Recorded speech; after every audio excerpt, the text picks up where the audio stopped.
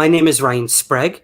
I am the host of the Somewhere in the Skies podcast, author of the book Somewhere in the Skies, and I co-host the television series Mysteries Decoded on the CW network. I am a UFO guy, but when I am not doing that, I am also a professional playwright as well. I have a love for the theater. I have a love for film, and my true passions really lie on the stage with characters. And we're going to talk about how I kind of used my playwriting skills and attributes and infused that into my UFO research moving forward. So yes, you are here today for my talk called A Human Approach to the UFO Phenomenon. So let's get back to a little bit about plays. Here's a few of the works that I have done throughout the years. Some good, some bad, some in between. But yeah, I create characters, and I create their world, how they live, how they breathe, how they sleep, how they talk. And what I learned early on in my playwriting career is your play must be a pivotal moment in your character's life. Otherwise, why are we being dropped into their life in this moment and sort of, viewing their world? And that comes with change. Your characters have to change throughout the course of a play and ultimately come out on the other side somehow different.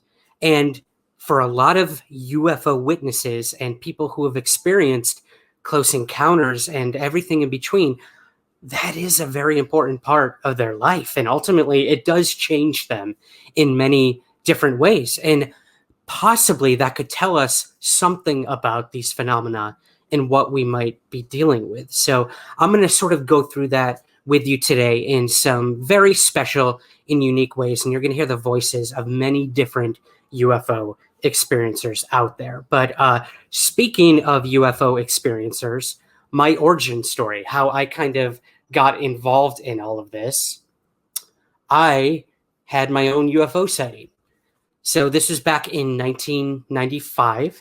This was in central New York, and I was on a fishing trip with my parents.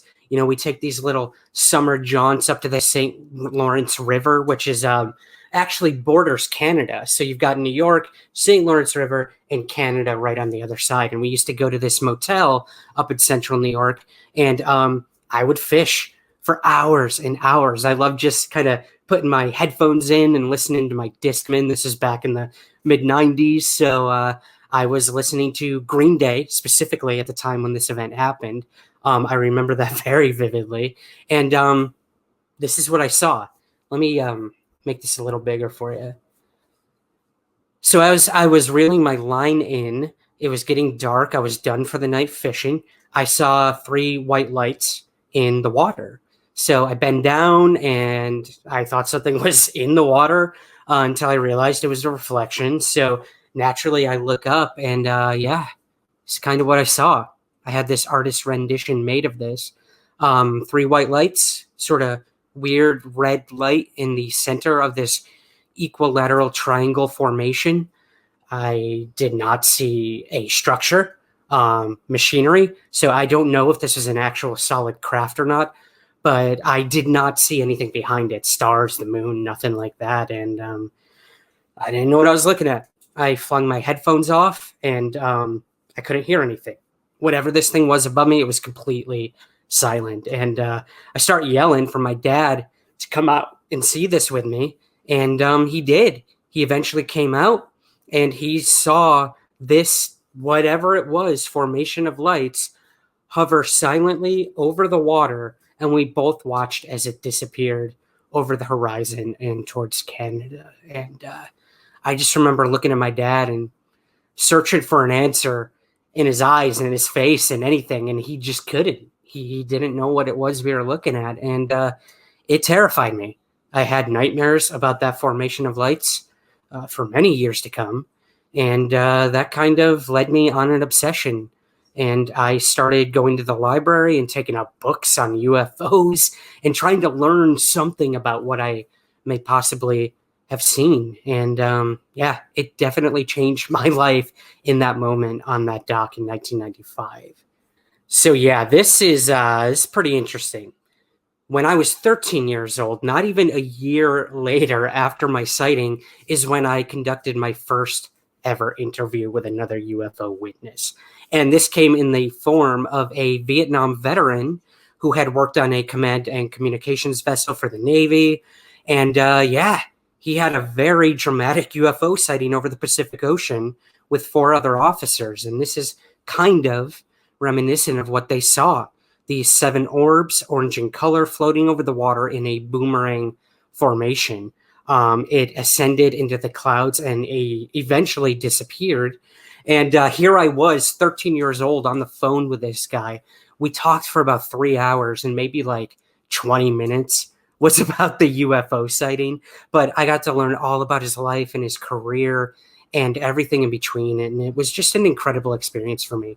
I took down as many notes as I could about the UFO sighting, but then I kind of was like, now what? What do I do with this information?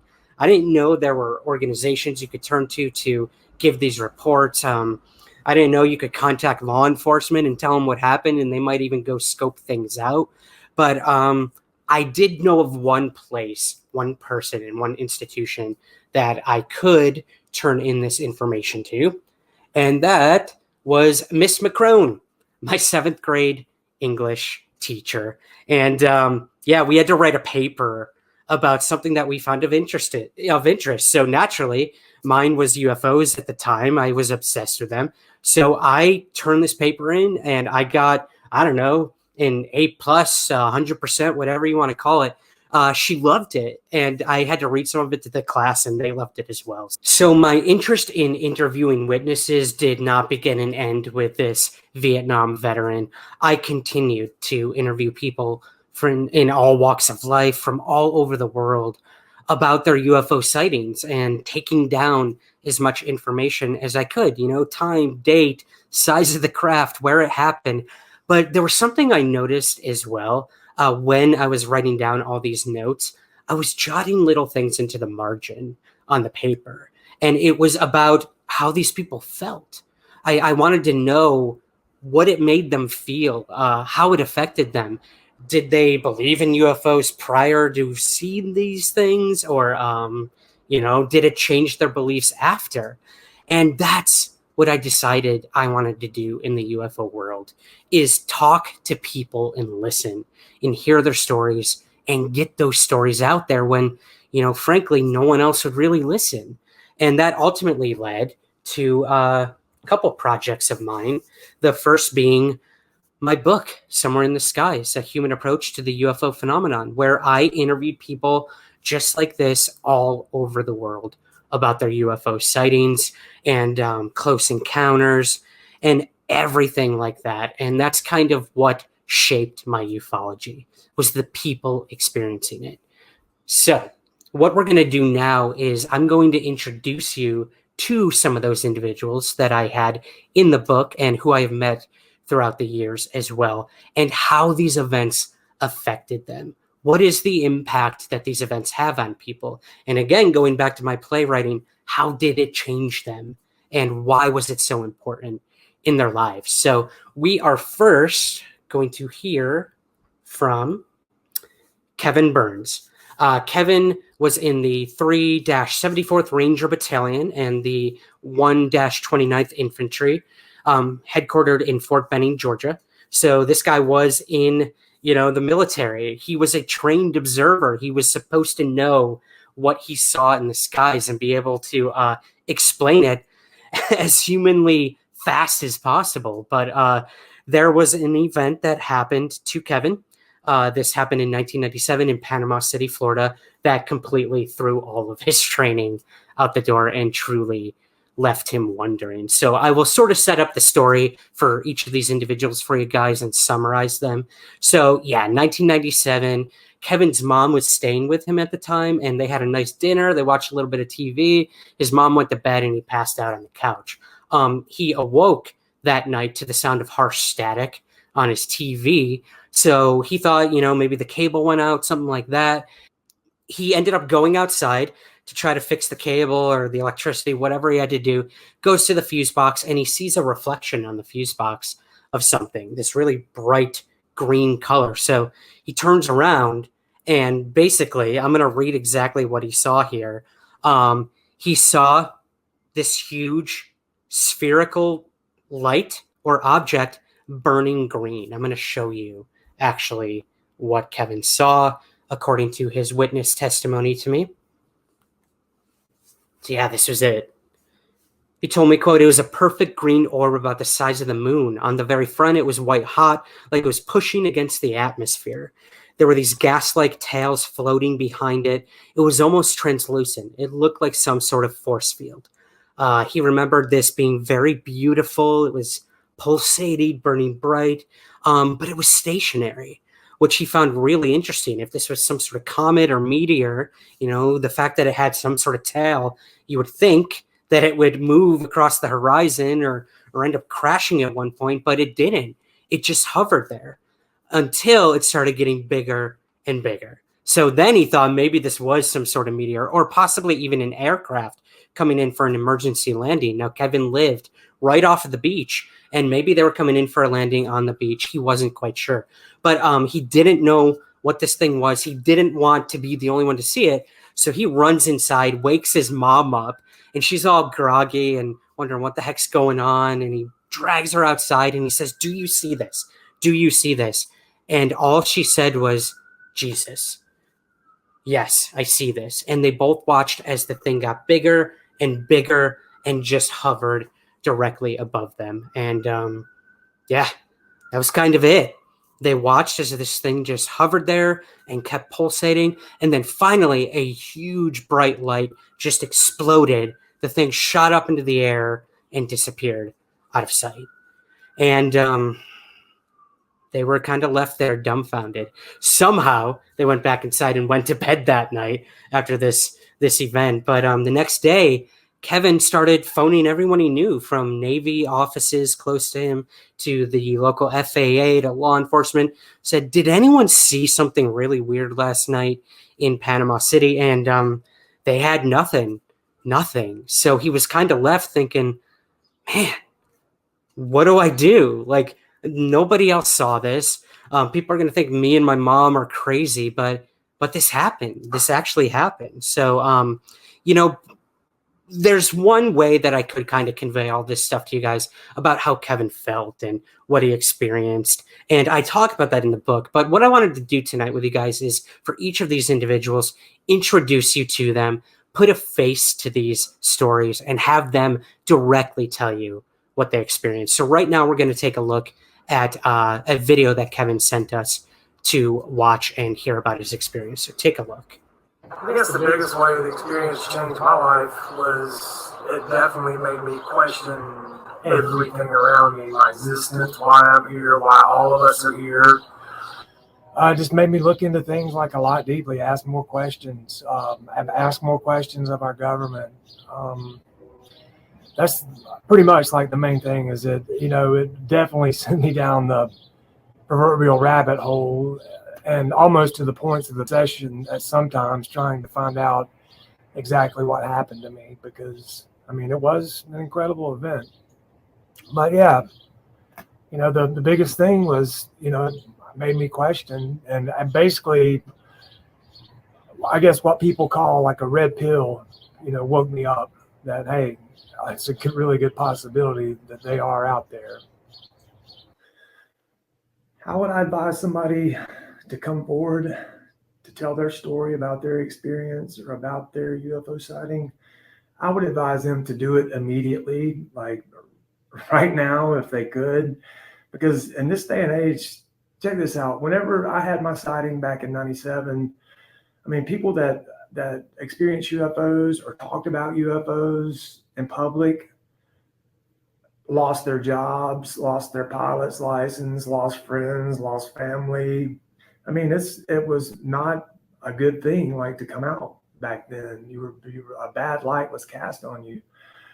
But within this day and age, like I said, it's wide open right now. And especially, I noticed since the last two DeLong videos that came out that hit the mainstream media, nobody laughed about it. They basically said, they legitimized it. They said UFOs were real. And, I would find somebody that you trust, that has like open ears and an open mind. Pretty much the guy that is giving you this presentation right now is a wonderful person to tell your story to, or someone like him, because I mean they really care about the subject, and like I said, it's a really important subject. So, like I said, do it now because it's wide open. Everybody's listening now.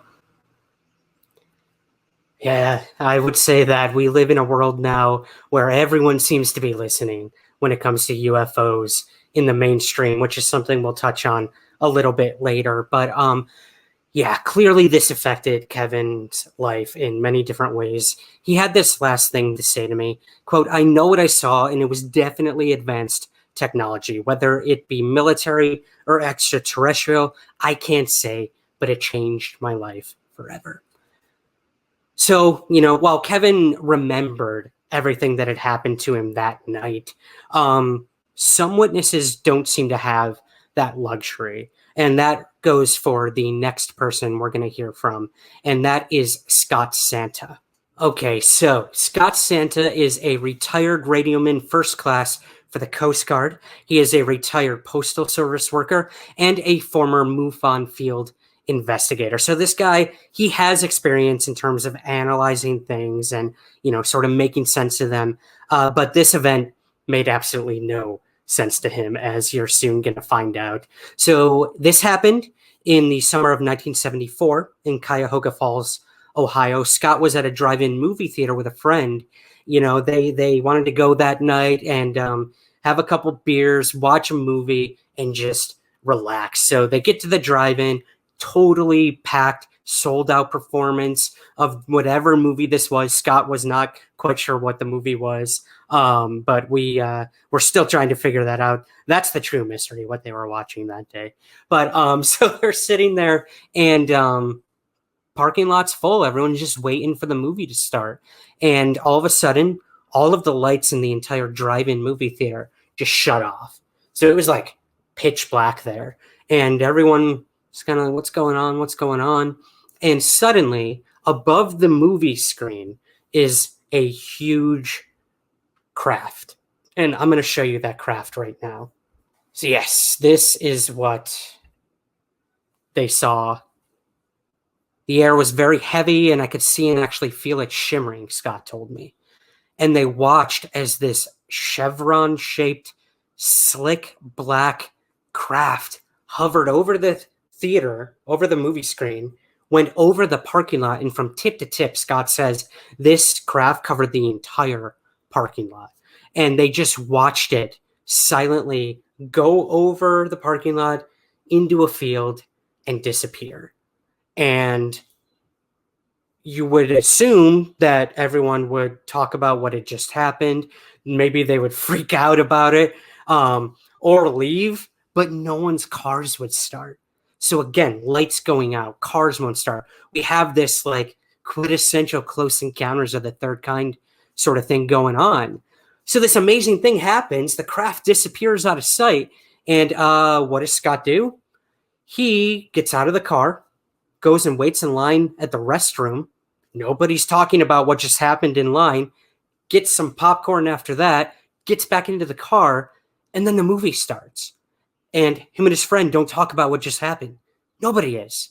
It's almost as if this entire thing did not happen. And in fact, I should mention that Scott did not remember this event having occurred until many years later when he saw a UFO on the cover of a book and had a trigger memory, and all of this started flooding back in for him. So, that's hard. What is that? What is it? Some sort of instant amnesia that this mysterious craft caused? I honestly couldn't tell you, but it was hard because here I am listening to Scott tell me the story, but he's the only one who can talk about it when hundreds of people were apparently there to witness this. So, I kind of go right into investigator mode. I try to look for any old newspaper clippings about a UFO event in Cuyahoga Falls drive-in movie theater back when this happened, and nothing. I couldn't find anything. I couldn't find any other witnesses. And that was tough. You know, this all rested on Scott's shoulders, and that was a burden for him. People didn't believe him. He didn't even believe himself at times. Maybe this was some sort of, you know, faulty memory that he had come back to him, but it affected him. It affected him greatly, especially the not remembering part about all this, that nobody in the theater seemed to remember it either. So right now, I'm going to have Scott talk to you guys again and give you his thoughts on what he experienced that night over the drive-in movie theater. I had my experience, became obsessed. You see all these books behind me. I have 6 other shelves throughout the room there, just loaded with books.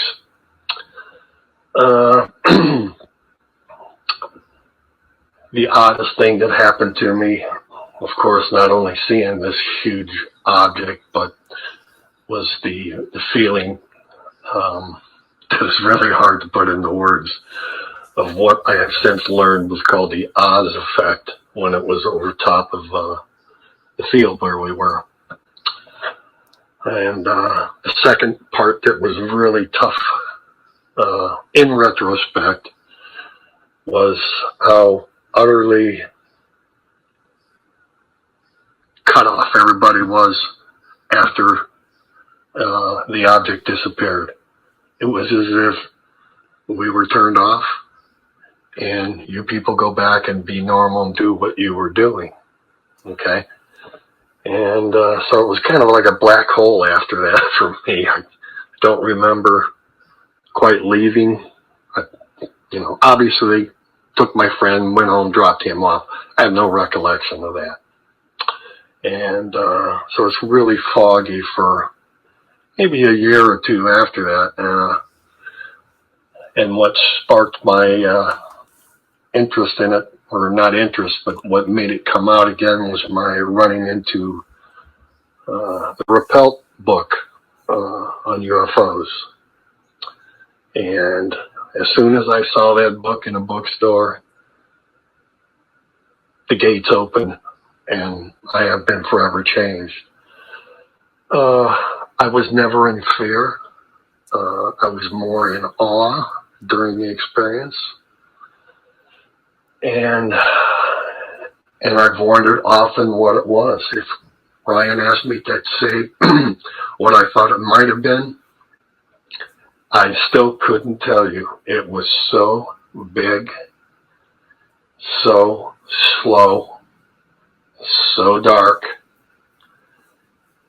that it's just indescribable unless you're there.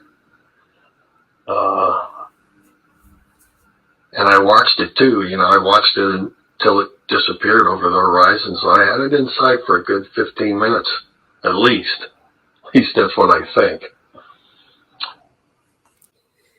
At least that's what I think. I found that really interesting about Scott's experience there. I spoke to many witnesses who also saw the 1997 Phoenix Lights incident recently, into a recent investigation I have done into that event. And many of the witnesses for that event as well, who saw a chevron and or boomerang shaped craft, didn't remember seeing it until having trigger memory. So again, we have to question what this sort of control mechanism seems to be with these events. Is this the individual trying to black out this memory because it was so either scary or traumatic, or is this some sort of control mechanism of the phenomena itself? Something you all should look into with the work of Dr. Jacques Vallée for sure. But I do have an update on Scott's story, actually, that I did want to share with you guys. Again, nobody remembered this event happening. No one remembered seeing a black chevron-shaped craft in Cuyahoga Falls in 1974 until someone reached out to me maybe about a year ago and went to my Gmail, into my junk folder of all places, and I had an email that said, drive-in movie theater UFO. So immediately I open it up, and here is this woman telling me that her and her sister and her boyfriend saw the same thing as Scott did only one town over in Ohio around the same time that this event happened. And she's pretty sure what she saw is what he remembered. And the funny thing about this is, while this woman who emailed me did remember this thing happening, her sister did not. So I don't know what to make of it other than this was a profound and powerful experience for all of these people involved. As Scott said, it definitely changed the course of his life and now looking into UFOs. And it was just incredible. And so is our next story on the incredible side as well. Now we're going to move from actual sightings of craft to possibly occupants of those craft. This is going to be the story of Chase Kletsky. So some of you might be familiar with this individual, Chase Kletsky. She is well known in the UFO world. And let's tell you a little about Chase. She is a former employee of such agencies as the Department of Defense and even Homeland Security. She's a certified private investigator, and also she was a former MUFON STAR team manager and deputy director of investigations through 2011, which is really interesting. MUFON had a rapid response team that when you were having a UFO sighting and you called in, they would try to get out there as soon as possible to try to get as much evidence as they can. Even if the events were still going on in real time, they would try to get out there as quick as humanly possible. So that's what Chase did. She led this. And she had a pretty interesting experience in April of 2010 when she was assigned a case in Tennessee. So a little background on this event. This guy in Tennessee had been having weird lights over his cornfield. He owned a farm in Tennessee, and he didn't know what to make of it, what was going on. And he kept reporting it to the police, and they kind of laughed it off, whatever, man. Yeah, have another beer.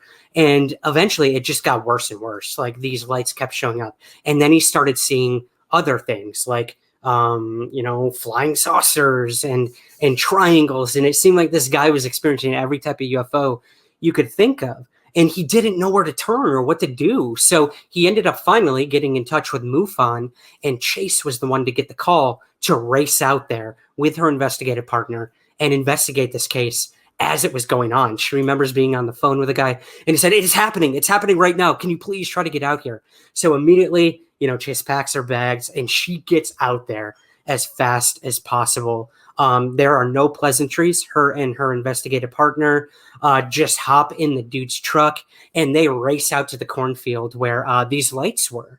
So Chase, her partner, and the primary witness, they're in the middle of the cornfield. Chase starts setting up all of her, equipment to measure the possible EMF stuff going on out there, or all these gadgets and gizmos that UFO investigators have, setting up the camera to try to record the activity.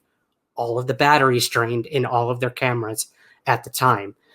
We hear this a lot when it comes to close encounter experiences and the paranormal as well.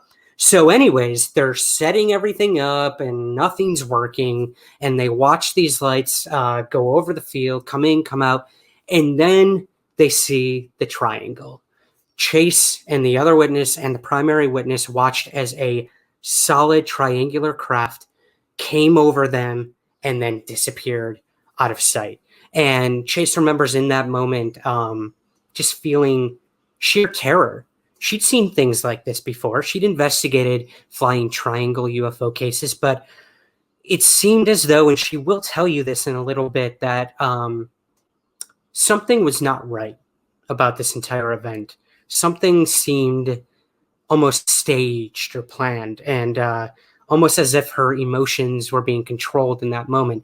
And she remembers all three of them looking at one another, this just overwhelming feeling of sheer terror in that moment.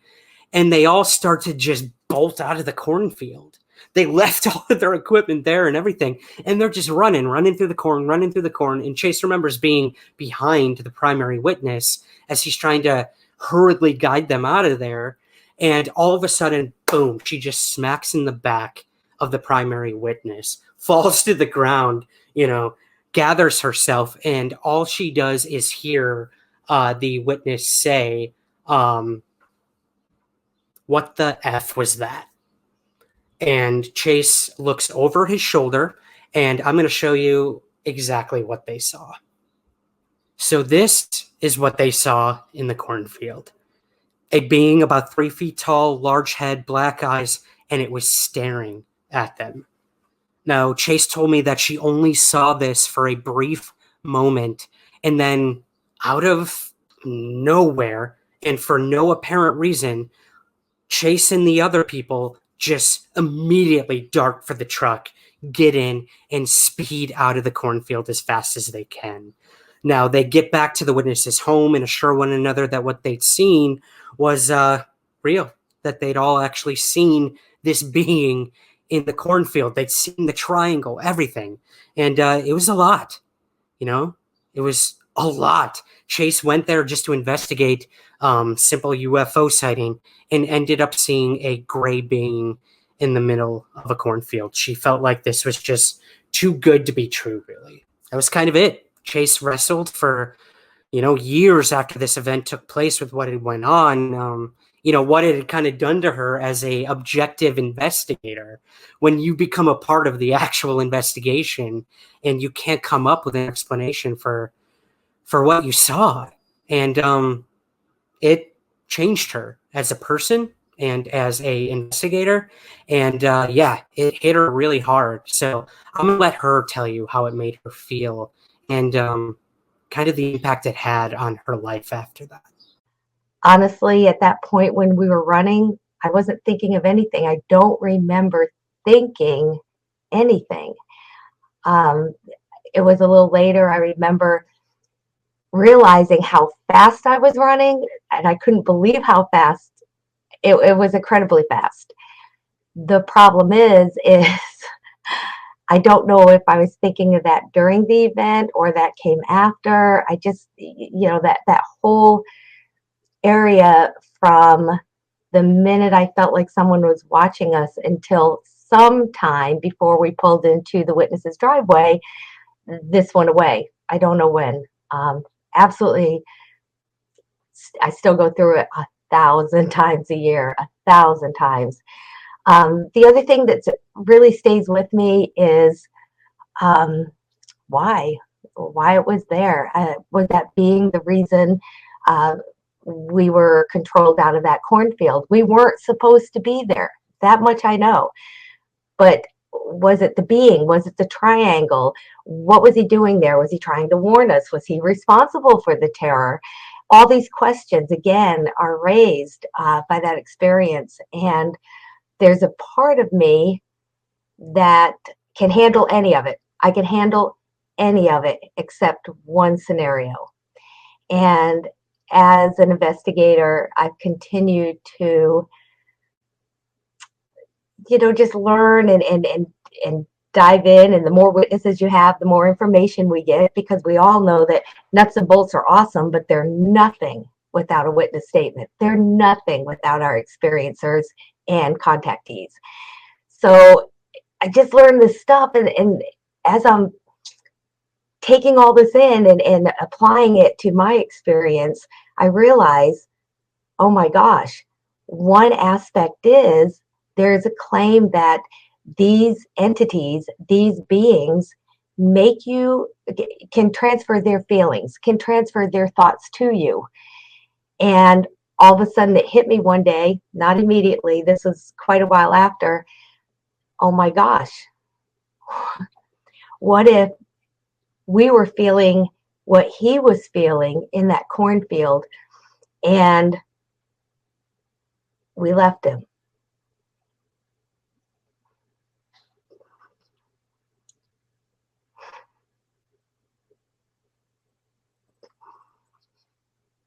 It's brutal. It's brutal. So it's the only one it's the only scenario I can't deal with. I can deal with anything else other than that. If he was reaching out for help, I can't even still talk about that.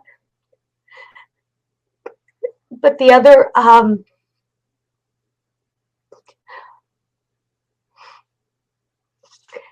part of this experience that I still struggle with is being an investigator and a witness.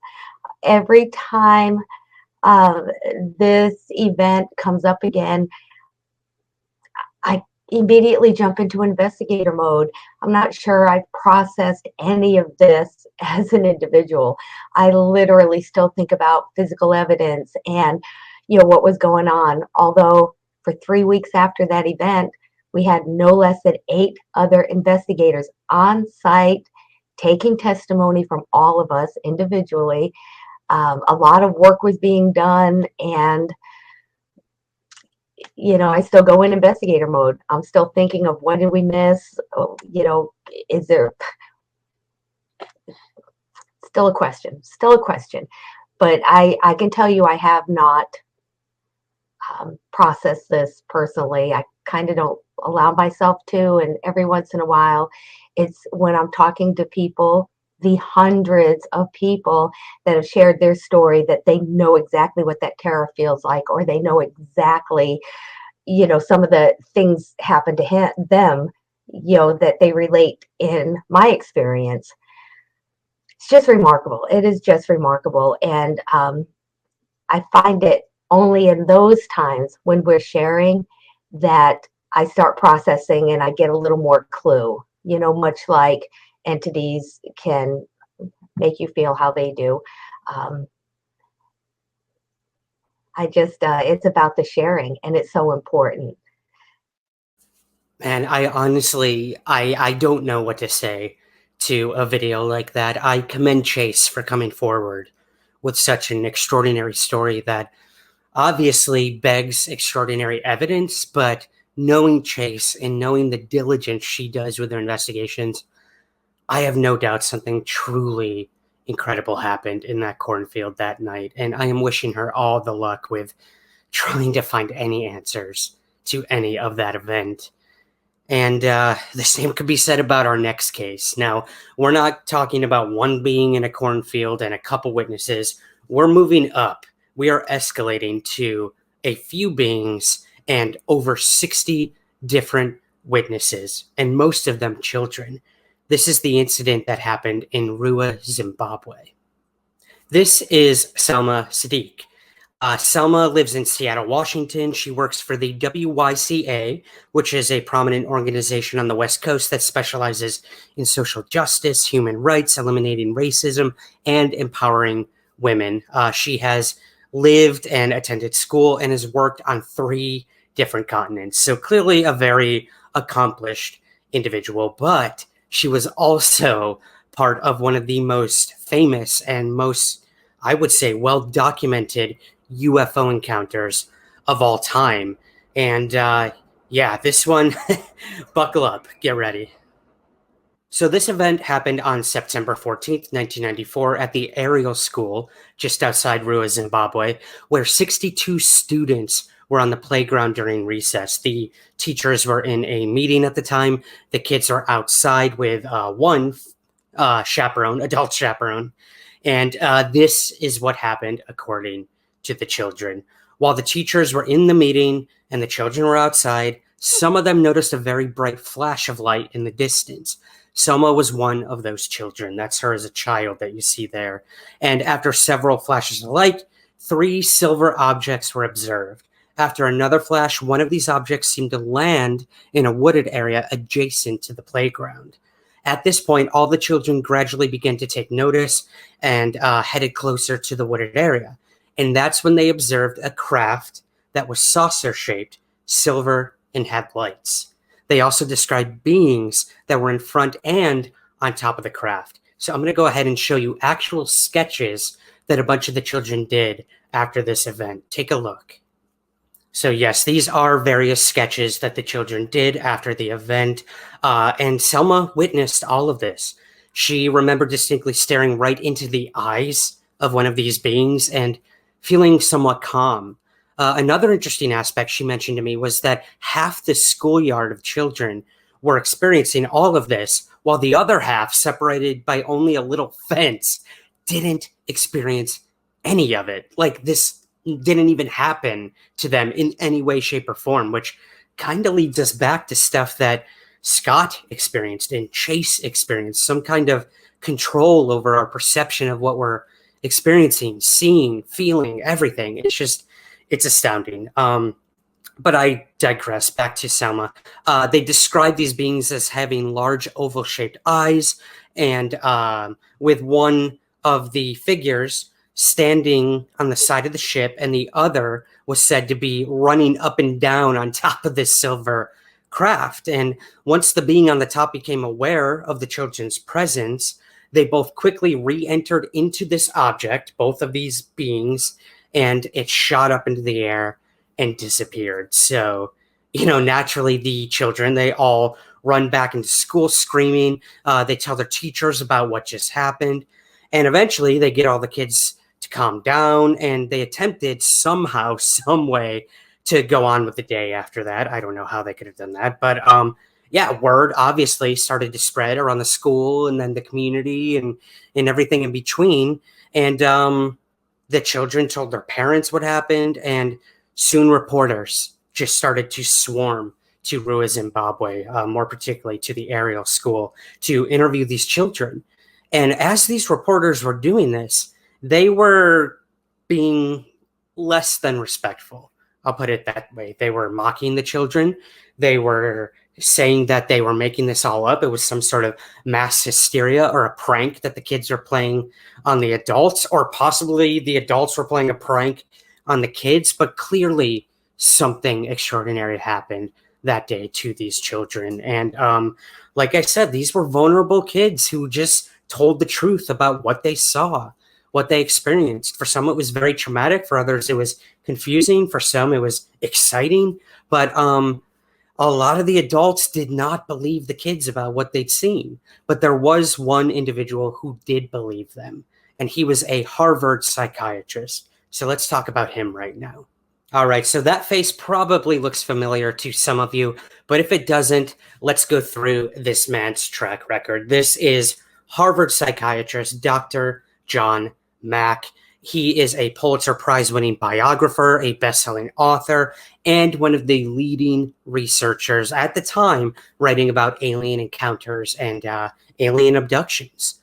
And during this event, he had been working on a book titled Abduction: Human Encounters with Aliens. And with his credentials and the assistance of Cynthia Hines, who was Africa's most leading UFO researcher at the time, they went to the school, and they actually counseled 12 of the children who had the experience and their parents. And they were actually able to film many of those counseling sessions. And right now, I'm actually going to share some of these very rare portions of those sessions with you. So take a look. I saw little objects hovering. It was quite big, actually, and then there was little ones all around it. We saw something silver, and then we quickly ran to the logs, and we saw a silver thing, and we saw a man standing next to it. What did it feel like when he was looking at you? I felt scared. It felt scary? What was scary about it? Well, I felt scared because I've never seen such a person like that before. Did you see the eyes? What did they look like? They were going like that. Where was the pointy part? Was the pointy part in here, or was the pointy part out there? Up there. And what was the feeling when you looked at the eyes? It was scary. Mm-hmm. And what scary? Why? What made it scary? The eyes looked evil. Evil. Mm-hmm. And what was evil about them? Say what you mean by evil.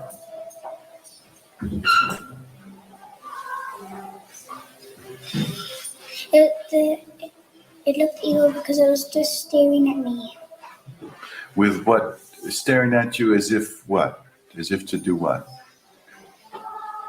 As if it wanted to come and take us. As if it wanted to come and take you. That was the feeling you got?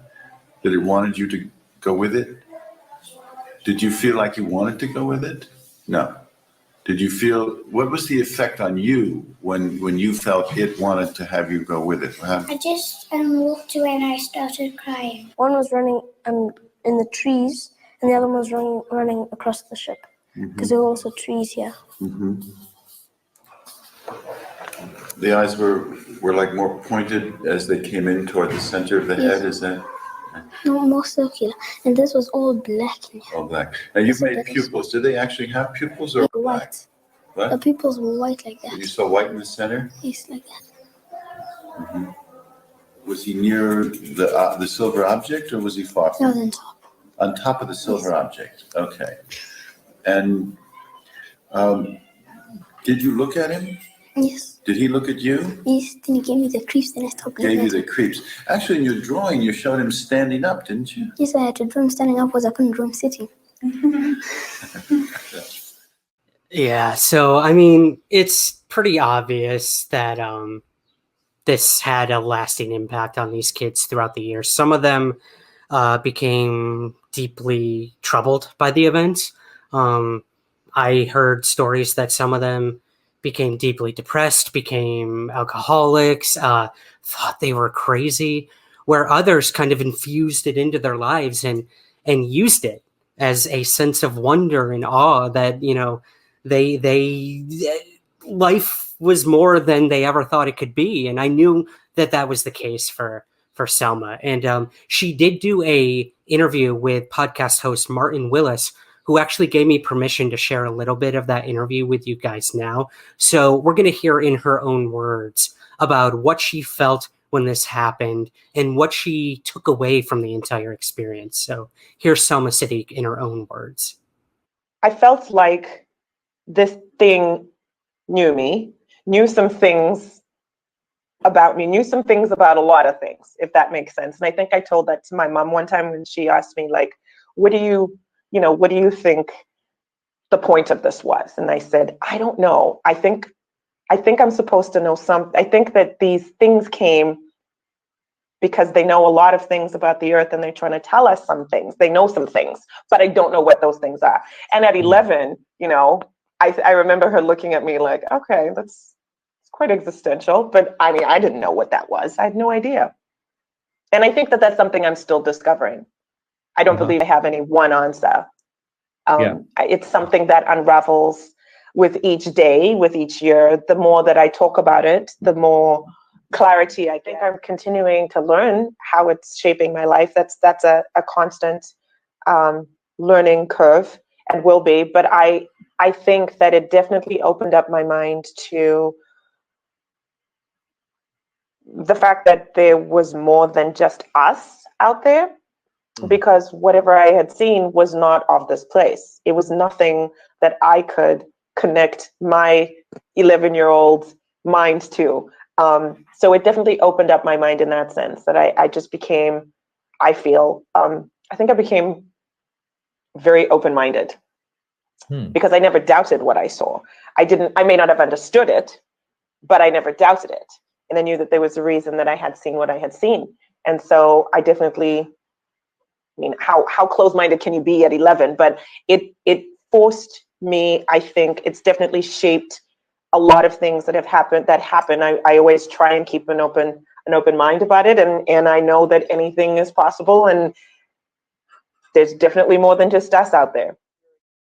I love that. I love hearing someone learning and growing from their experience and realizing there is something else out there. What that something is, we may never truly know. And neither did these Navy people you're about to hear from. I started my UFO career interviewing a Navy witness. I'm going to end this talk with a Navy UFO witness as well. So let's get to the now famous 2004 Nimitz carrier Tic Tac UFO event.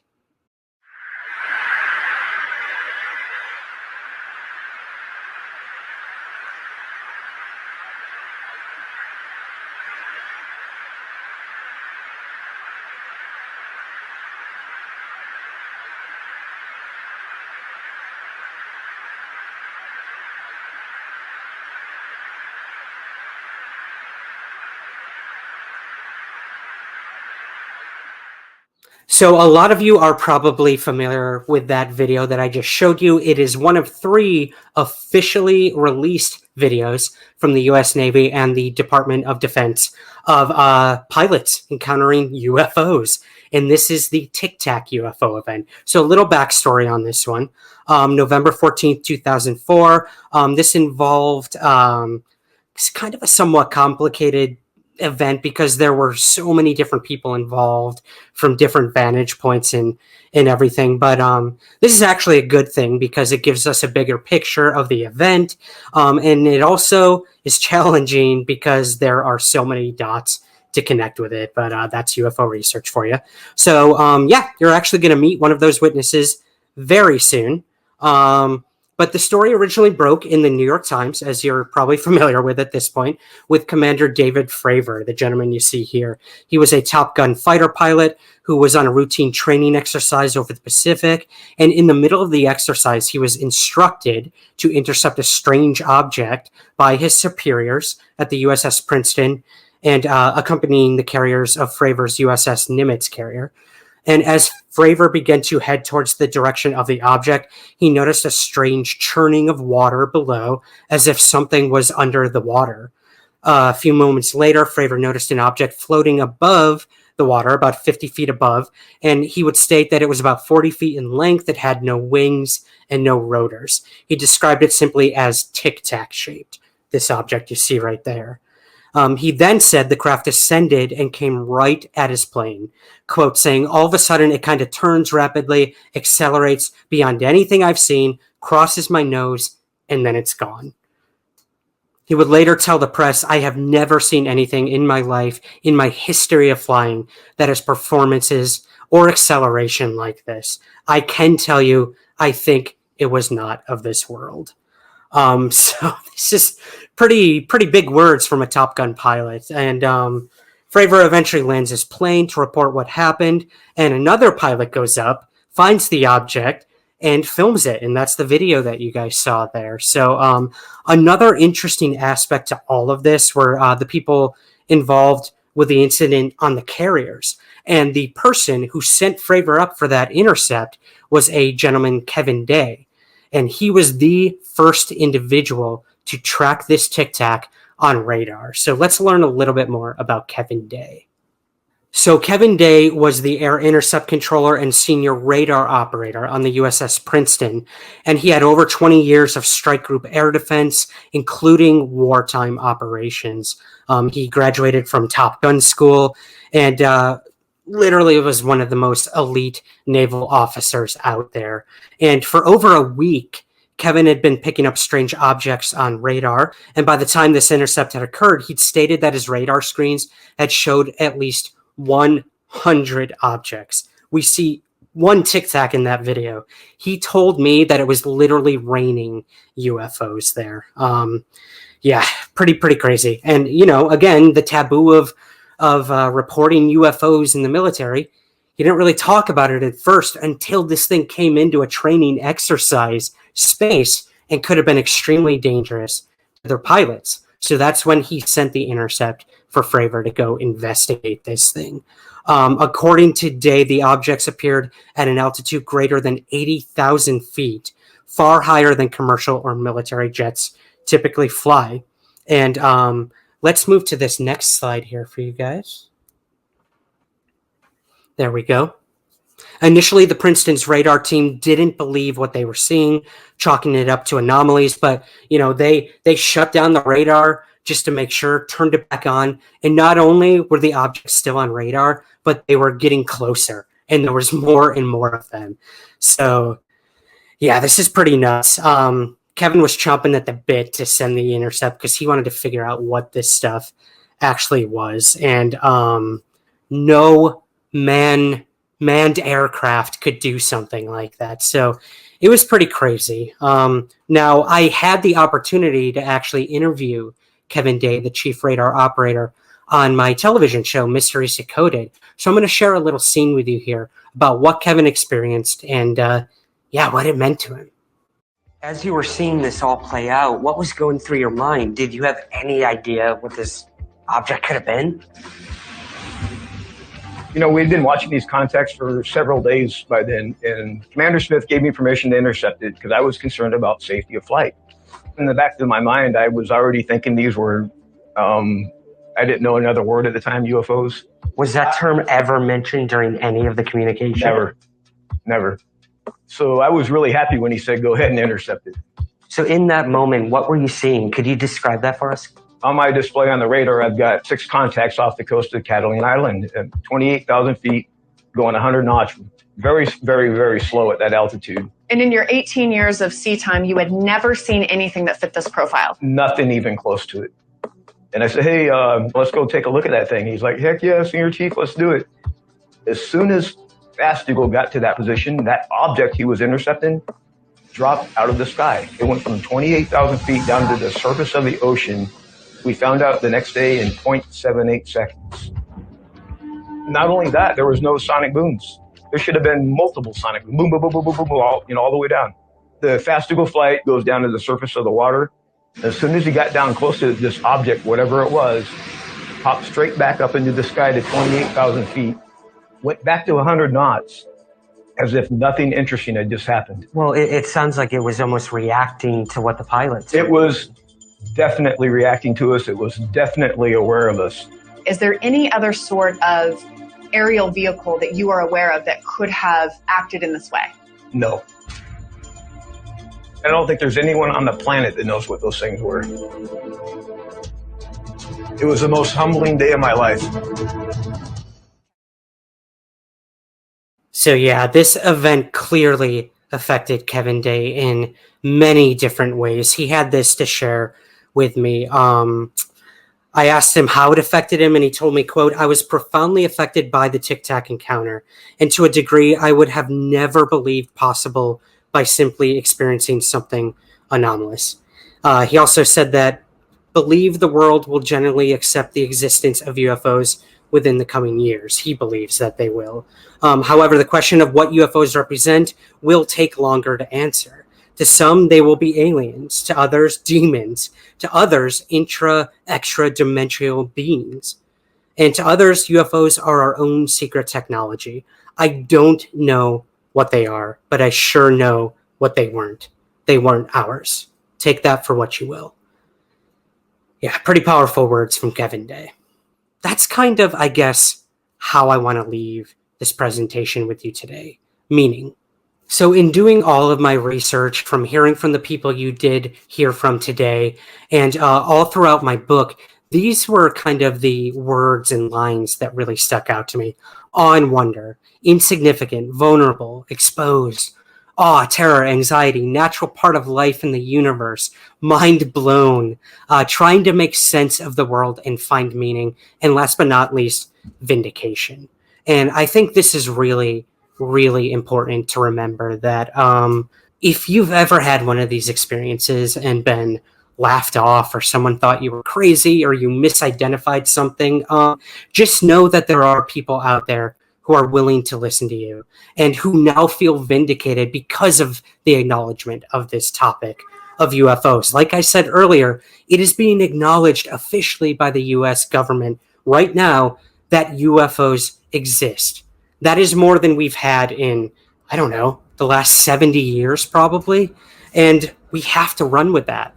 This is a new paradigm shift in this topic, in this issue. And we have to acknowledge that. Now, the real question remains, what are UFOs? Where do they come from? And what do they want? And that's what we're going to start to unravel together, whether it's through the government or the Pentagon UFO task force, or if it just comes from having a conversation with the person next to you. I think that is what's most important. If you have had a UFO experience, just like everyone you heard from today, share it. Share it with me. I'm willing to listen. That's what I'm here for. That's all it takes to have closure in something like this. And for some people, that's enough. That was enough for me when I had my sighting, is someone to listen. So I'll end it with that. I want to thank all of you for coming today. Thank you for dealing with all my technical stuff. It's not easy putting these virtual things together. But there's one thing I do want to share with you here, and that is my podcast and my book. please, if you will, go check out the Somewhere in the Skies podcast, available on all podcast outlets. I have a very special series called Witness Accounts, where you, the listeners, come on and tell your UFO stories, just like you heard today during this presentation. And please also check out my book, Somewhere in the Skies, A Human Approach to UFO Phenomenon, where you will hear from people you heard from today and hundreds of other individuals who have been fundamentally changed by the UFO topic. And I hope you'll check these things out. Check me out at somewhereintheskies.com. And I'm just going to leave you with the slogan that I use to close out all of my episodes. But before I do that, thank you to Contact in the Desert. Thank you to all of you for watching. And I will just say this: keep your feet on the ground, but never stop searching. Somewhere in the skies.